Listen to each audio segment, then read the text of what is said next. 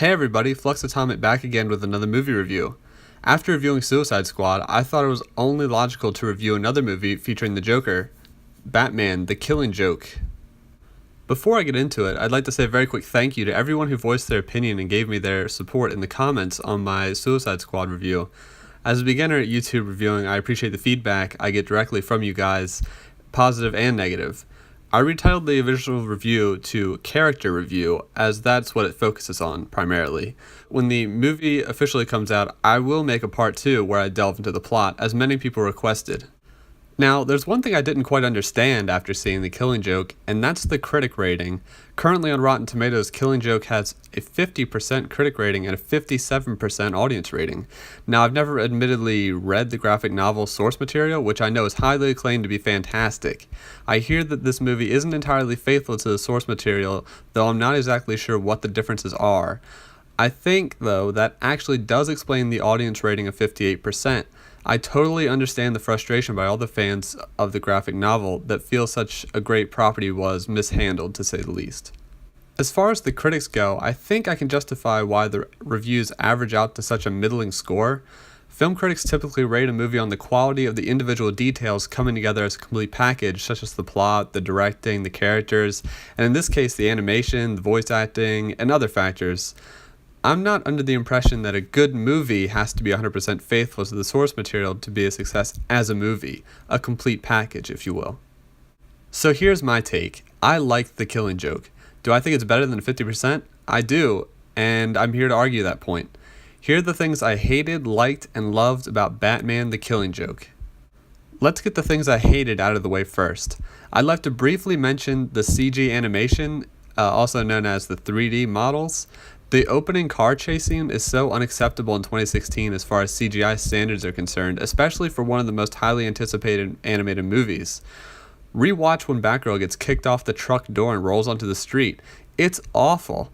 I expected to not like the regular animation at all, the DC style, but I ended up loving it. It's no My Neighbor Totoro, but it doesn't need to be a good movie. Next, let's talk about the R rating. Why is this an R-rated movie? After I finished the movie, I was confused on the rating.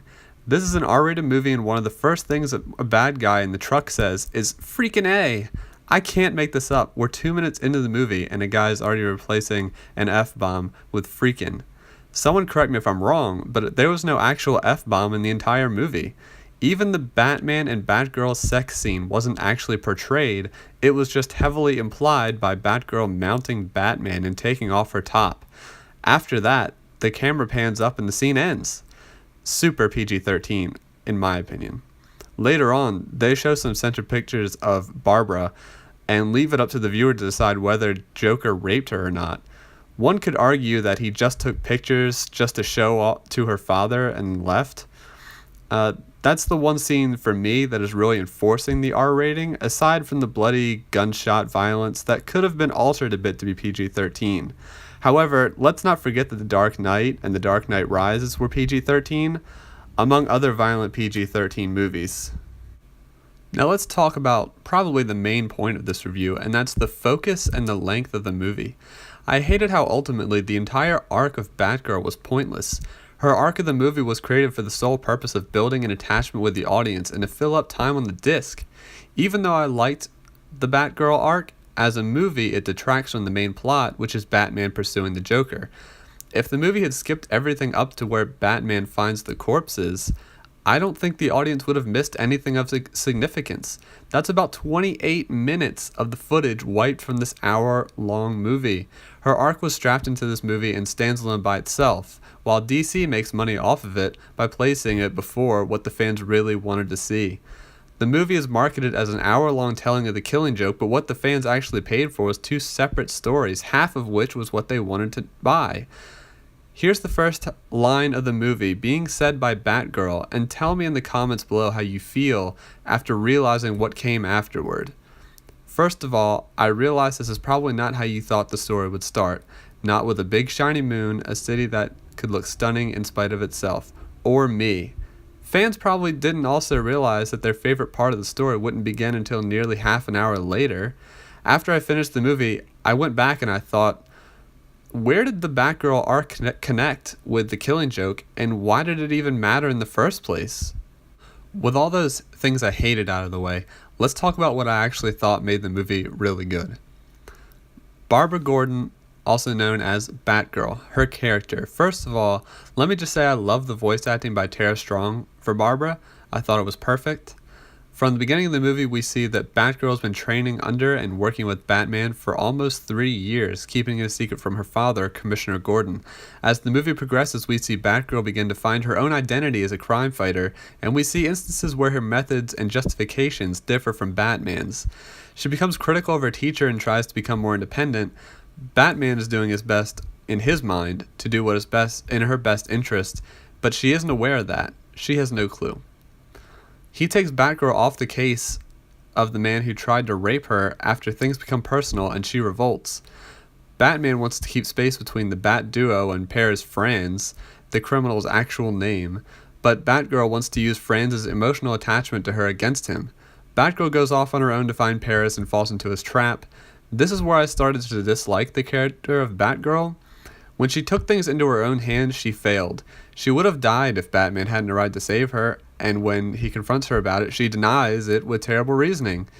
Batman explains that they are not equal partners and that she is just playing a game of detective. He essentially tells her to quit the game. She's a bit of a hard-headed 18-year-old, so she ignores his wisdom. Later, she has to save Batman after playing a part in him getting injured, takes out her aggression on the criminal, and decides to quit being Batgirl. All of that being said, I think I can really only like the character of Batgirl, not love the character.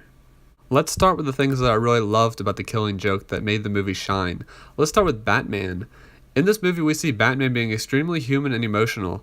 Between him embracing his apprentice for the first and only time, and his plot to hash things out with Joker in a non-violent way, this is a different side to Batman that we do not ordinarily see. He almost wants to befriend Joker, but admits he absolutely wants to be partners with him. He believes that if they were to work together, they could be a force to be reckoned with, and I think this was original motivation that added to the movie's plot overall. Now let's talk about the Joker. Of course, this deserves to be on the love list, with Mark Hamill returning to voice the Joker. Anyone who knows his work as Joker knows getting him back is practically a guaranteed win for DC. The Joker's origin story is great in this movie, in the way that it shows Joker caring about his blooming family and how he can provide for them after failing in his pursuit of comedy. It shows a time where we see the Joker before he goes off the deep end and transitioned into involvement in the criminal underground.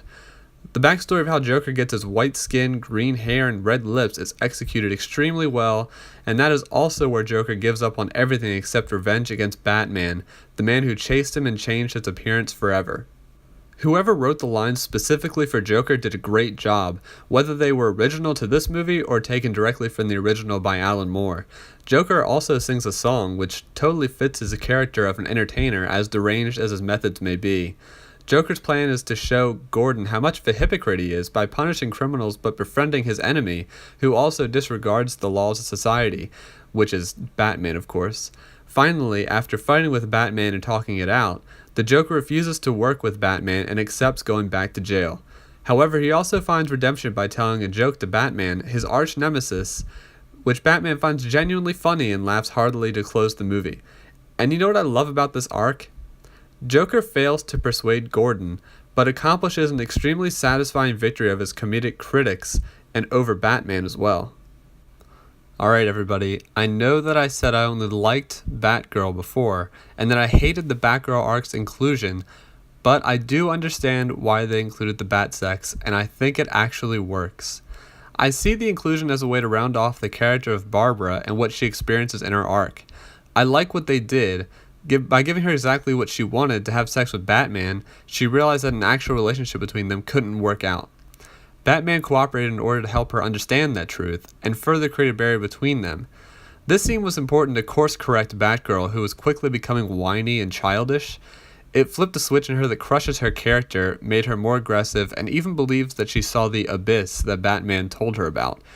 Her character's story simply wouldn't be complete if she had sex with Batman. A scene like this was helpful in telling a fleshed-out story of Barbara Gordon. This might seem as some overreaching justification for the scene that so many people hated, but this is exactly how my mind processed the scene as it happened on my screen, and that's just the way it is. Finally, let's talk about some of the imagery that made The Killing Joke so popular and what made it basically the best part of the movie. One of the scenes that visually stood out to me in a positive way was the scene where we see Batman examining the preserved corpses of dentists that vanished 3 years ago, which now bears striking resemblance to the Joker. Then, we get a moment of foreshadowing where we see Barbara jogging and stretching in the rain, unaware of what's to come.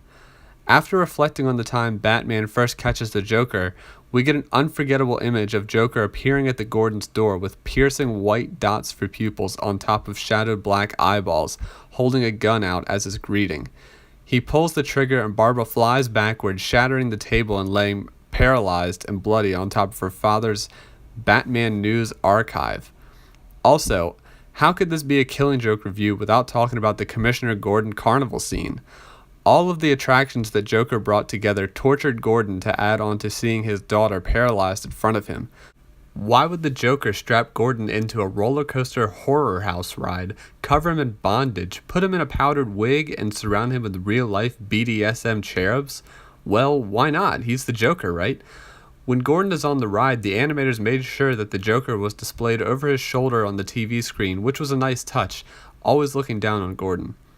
Gordon has shown images of his naked, half-dead, crying daughter who had been raped and photographed by the Joker just to scar Gordon for life even further. When Joker convinces Gordon to throw the literal book of the law at him, a cardboard Batman pops up and is hit instead, symbolism to Gordon that Batman should be held just as accountable as the Joker for all the laws broken. Also, Joker's first ever face and laugh of insanity is iconic and looks good in this art style. Joker's Hall of Mirrors is simply beautiful as well. And also, when Batman enters Joker's old house, it's upside down, representing Joker's life and mind after the incident where his life was changed forever. Putting all those factors together, I think it's fair to say that my likes and loves far outweighed my dislikes for The Killing Joke. Still, only half the movie being truly great does not make this a complete package 10 out of 10 movie. Since this movie was essentially 2 extended episodes spliced together, and I didn't dislike the Batgirl arc, though it was pointless, I would rate this movie a 7 out of 10. I can see why the critic rating is a 50%, because the movie fails at being a complete package. If the movie found a way to truly connect the Batgirl arc to the Killing Joke arc, I may have been able to give this movie a higher score, but sadly that isn't the case. Remember, this review is only my opinion, definitely one of many out there for this movie. This is such a polarizing movie, and I suggest seeking out opinions from other reviewers, critics, and fans, and there are plenty of other voices to hear from. Overall, I suggest watching Batman: The Killing Joke, Batman fan or not, as it provides a visceral look into the mind of one of the most iconic antagonists of all time, the Joker, the human side of Batman, and some of the best imagery to come out of DC Studios to date. If you'd like, subscribe to my channel on YouTube and leave a thumbs up on this video if you liked my review. If you liked it a lot, make sure to share it. You can also follow @FluxAtomic on Twitter, follow @FluxAtomicYT on Instagram, and like my FluxAtomic Facebook page. You can also check out my previous video linked on screen in the annotation. Until next video, I will catch all of you later, and thanks for watching.